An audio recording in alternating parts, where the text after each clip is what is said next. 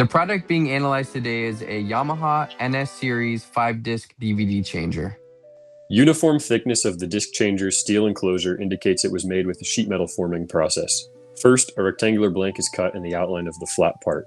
Perforations and notches can be cut with progressive cutting dies in a combination die in the same step as forming the race sections or with laser beam machining. The complexity of the shape makes a compound die unlikely. The presence of lance tabs with no kerf means a laser was not used.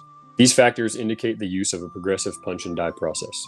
The raised and recessed areas are shallow, have draft angles, and were likely stamped with a die as well. Since this part is painted, rubber forming is unlikely since the surfaces don't need protection. Once the flat geometry is complete, the sides are likely bent with a V-die. On one side, there are 90-degree joggle bends, which would be difficult to achieve with a wiping die or a joggle die. So if the part is made at one station, a V-die is the most likely. Note that the designer created reliefs to prevent plastic deformation of corners during bending. Once primed and painted, the enclosure pieces are fastened with screws. These cold form screws are harder and stronger than the sheet metal, allowing threads to form during installation rather than by machining. All the screws used in the DVD player are likely made through cold forming, a fast, efficient, and low waste process ideal for mass production.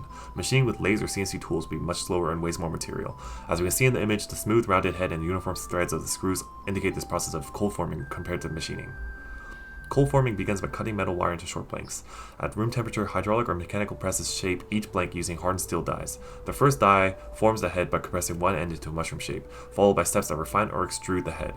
Threads are then created by thread rolling, another cold forming method that uses two dies to roll the blank to displace metal and form strong, precise threads. This is better for mass production and also more durable than machining.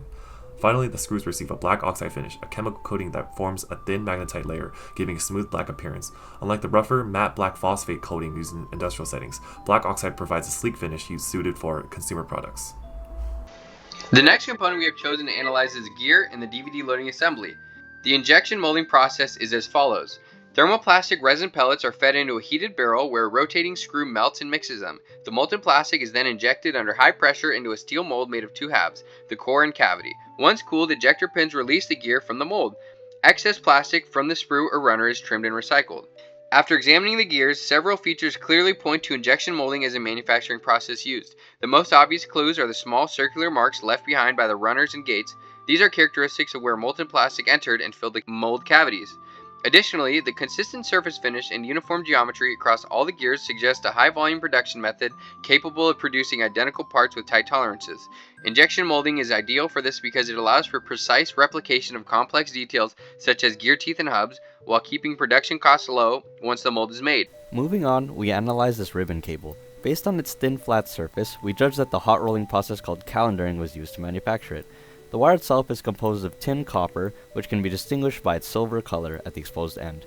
The first step involves feeding the tin copper through multiple hot rollers at high pressures. They are then placed side by side to undergo a lamination process in which they are coated in an insulating film. Noting the housing's smooth finish and white color, we determine that it is polyester, as these are common indicators shown in its various applications. Lastly, the bundles are cut to the desired length and stripped at their contact points.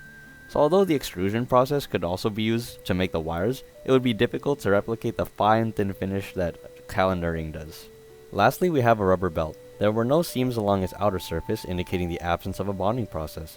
That being said, we determined that this belt was manufactured using an extrusion process. This involves milling processes to mix natural latex with chemical additives to increase ductility, strength, and remove impurities at the same time.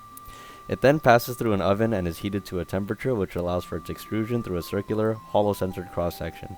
Multiple cleaning processes follow this, which gives it the shiny inner and outer surfaces. The last step thinly slices the tubing to form the rubber belts, which is why the cross-sectional area has a flat finish as opposed to the shiny inner and outer surfaces. Thank you for watching.